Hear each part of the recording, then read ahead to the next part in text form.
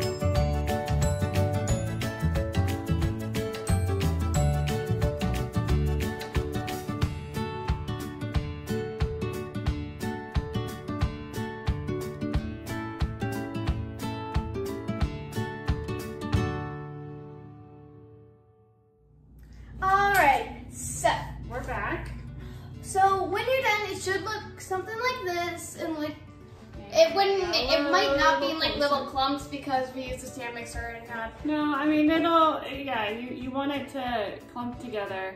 We'll be able to clump together. Dough. And it might be a little darker because our flour mix is very light. So if it's a little darker than ours or even a little lighter than ours, it doesn't matter because that just means you use a different flour mix and it's a different color. So what you're gonna do next is you're gonna take your pie pan or your tart pan, and I'm gonna spray it with some cooking spray. We're using a lot because this is the bad cooking spray. But it's not bad. I mean, there are better ones out there, but we're fine. Okay. So then you're gonna take a clump of your clean hands. You're gonna take a clump of your dough, and you're gonna put it in. You're gonna flatten it out. Oh, I need to take a small clump. All right. And you pretty much need to flatten it out. I'm flattening out my palm so that way I don't put in a lot of fingerprints. Yep.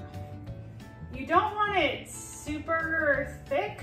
Or super thin. Or super thin. So you do want to find super this thin is spot. more of a problem. But remember, you're eating this with a lemony custard, right? So it doesn't matter exactly. Well, I mean, it matters, but you really don't want it overly thick. It's a good crust, but you want a nice balance. Like when you eat pie, you get, the best is when you have crust and custard together. You don't want to be overly crusty. So you want to, that's probably enough, Adeline. You may not use all of your batter. It's like a little on the side. We have enough to push it. We have way more than enough to push around. So it may, you don't want it too thick. You may end up, depending on the size of your pie pan, just cookie spray on my hands. With more than you need, and not a big deal. There's no reason that you have to use it all up. We'll see how much, if we have extra custard, we might end up filling up another little pie pan. We could have used the bigger pie crust, but I couldn't remember exactly how much. Will you stop doing? Like dotting a design into it. I want a design to make into it. Well, yeah, I mean, that's fine, but it would probably be a little bit weird. I don't care, we wouldn't be able to see it anyway. No, but then the stuff will like pool into it. So we look at it, and if you look at ours, you can see kind of these gray areas down here, too thin. So I'm just gonna move it around. And yeah, I have a little bit of the design. Make sure. I need to rinse this cooking spray off my hands. I'll be right back. That it's pretty evenly distributed around. If I've got a little bit of a thin spot, so I'm gonna take a little bit more crust and put it in there. One of the things you're gonna wanna remember is that to make sure in your corners that you kind of push down to make sure that you get nice corners. And when I'm doing that, I'm kind of accidentally making it too thin, so I'll just take a little piece here and put it in that spot. But I wanna make sure that it's going back into the corners of the pie pan so it evenly cooks around the edges. Okay. So if you are, artistic, you could probably get really pretty looking on the top of the crust. But nope. You could probably do a design or something. That's what I wanted to do. You're welcome to do that. Again? Yeah, as long as it's not in the middle of the crust pan. I'm talking about along the side, this top here. But for the most part, no. Yeah. For the most part, all I'm doing is just trying to make it even along the top here. Trying to get rid of any like crazy big peaks and make it relatively uniform. Relative. It's all relative. Okay. Wait. All right, so here is our pie crust, all done. So what we're gonna do is we're now just gonna put this aside and we're gonna make our filling. Woo! Here, next. So I'm gonna get a bowl. A bowl? Get the bowl. Like one right here? Yep. All right. There's a spoon in it. And then There's a spoon in the bowl. Eat the rest of this. That's fine. That's my spoon. I put it in there. Okay. All right. So what we're gonna need for the filling next is that in your bowl, you're gonna combine 1 1/4 cup of granulated sugar. And then you're gonna put your 4 eggs in there. You're gonna add 1/3 cup of freshly squeezed lemon juice, 1/3 cup of melted butter, a 1/2 teaspoon of lemon zest, and then a 1/4 teaspoon of salt. So we've got to grate and squeeze our lemons, melt the butter, and then put everything in the bowl, and you're gonna mix that up really nicely.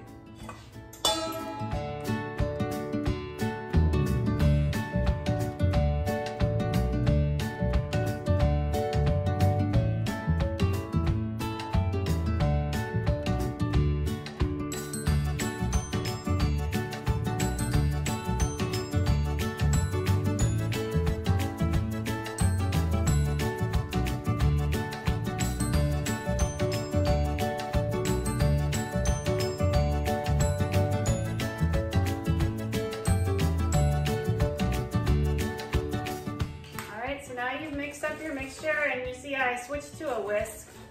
You want to really make sure the eggs are all completely beat up. And Mommy, and then we forgot to add what that we remembered. Preheat your oven to 350 degrees. Yes. It's also something that you have to do. No, you didn't. But then we forgot to add coconut. 2 tablespoons of coconut oil. Just do that. Yeah, so we added that into this mixture as well. Also preheat your oven to 350 degrees. I don't remember if we told you that. So once you have it nicely mixed up, it should smell very lemony. I like the taste of lemon a lot more than the smell. You're gonna bring your pie crust back over, and all you're gonna do is just pour it evenly in here. Okay. So now you're going to bake this for 26 to 30 minutes.